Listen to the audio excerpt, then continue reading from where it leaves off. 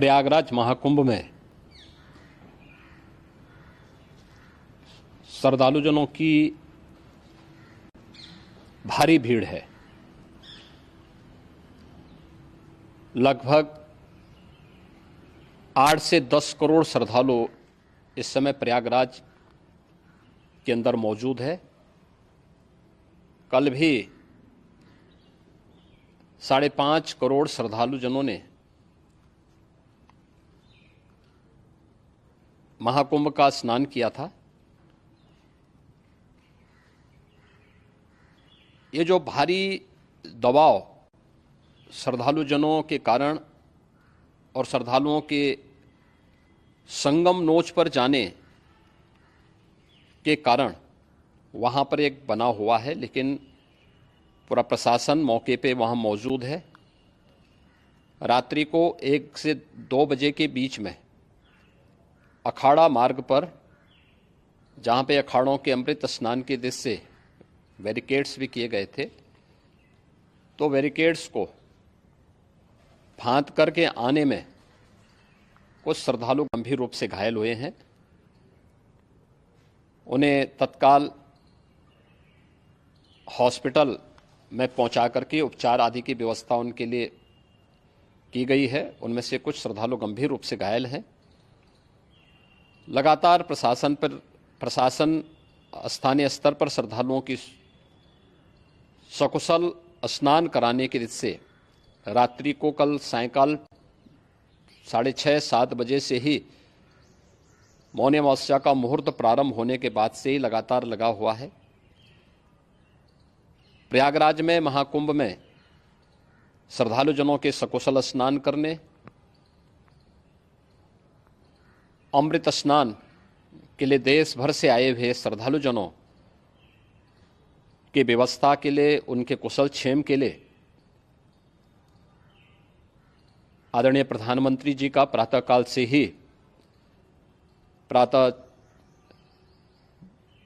से ही उनके लगभग 4 बार प्रधानमंत्री जी ने हालचाल लिया है। माननीय गृह मंत्री जी ने, माननीय राष्ट्रीय अध्यक्ष भारतीय जनता पार्टी श्री JP नड्डा जी ने, माननीय गृह मंत्री श्री अमित शाह जी ने भी, और प्रदेश की माननीय राज्यपाल श्रीमती आनंदीबेन पटेल जी ने भी लगातार जानकारी लेकर के सभी के कुशल क्षेम और सकुशल स्नान कराने के बारे में निरंतर रिपोर्ट ले रहे हैं। हम लोगों की प्रातःकाल से ही श्रद्धालुजन जो भी आए हैं वे स्नान कर सकें, इसके लिए यहाँ पे उच्च स्तरीय बैठक भी चल रही है, जिसमें मुख्य सचिव भी हैं, DGP हैं, प्रमुख सचिव गृह हैं, मुख्यमंत्री कार्यालय के अपर मुख्य सचिव के साथ ADG लॉ एंड ऑर्डर के साथ साथ अन्य वरिष्ठ अधिकारीगण मौजूद हैं। प्रयागराज में हालात वर्तमान में नियंत्रण में हैं, लेकिन भीड़ का दबाव बहुत बना हुआ है। अखाड़ा परिषद से जुड़े हुए पदाधिकारियों के साथ मैंने स्वयं भी बातचीत की है। आचार्य महामंडलेश्वरों से भी, पूज्य संतों के साथ भी मेरी बातचीत हुई है, और पूज्य संतों ने बड़ी ही विनम्रता के साथ इस बात को कहा है कि नहीं, श्रद्धालु जन पहले स्नान करेंगे और फिर जब उनका दबाव कुछ कम होगा और वे सकुशल वहाँ से निकल जाएंगे, तब हम लोग स्नान करने के लिए संगम की तरफ जाएंगे। अभी पहले श्रद्धालु जनों को, चूँकि देश भर से आए हैं, तो इसके लिए उन्हें सभी अखाड़े इसके लिए सहमत हैं और सभी लोग इस व्यवस्था के साथ जुड़े हुए हैं।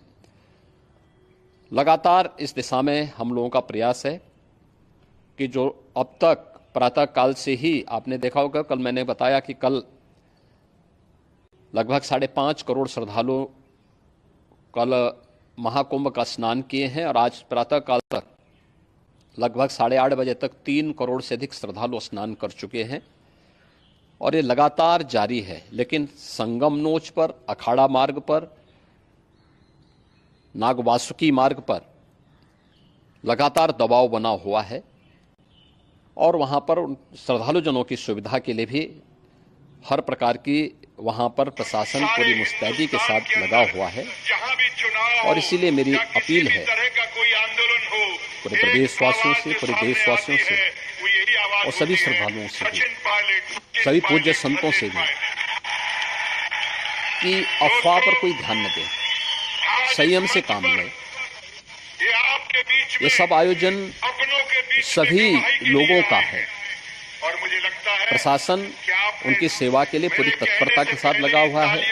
केंद्र और राज्य सरकार पूरी मजबूती के साथ वहां पर हर प्रकार का सहयोग करने के लिए तत्पर है। लेकिन कोई किसी अफवाह पे ध्यान न दे। कोई भी व्यक्ति नकारात्मक अफवाह फैलाने का प्रयास करेगा, उस प्रकार से नुकसान हो सकता है। और जहां पर हैं आप, लगभग 15 से 20 किलोमीटर के दायरे में अस्थायी घाट बनाए गए हैं।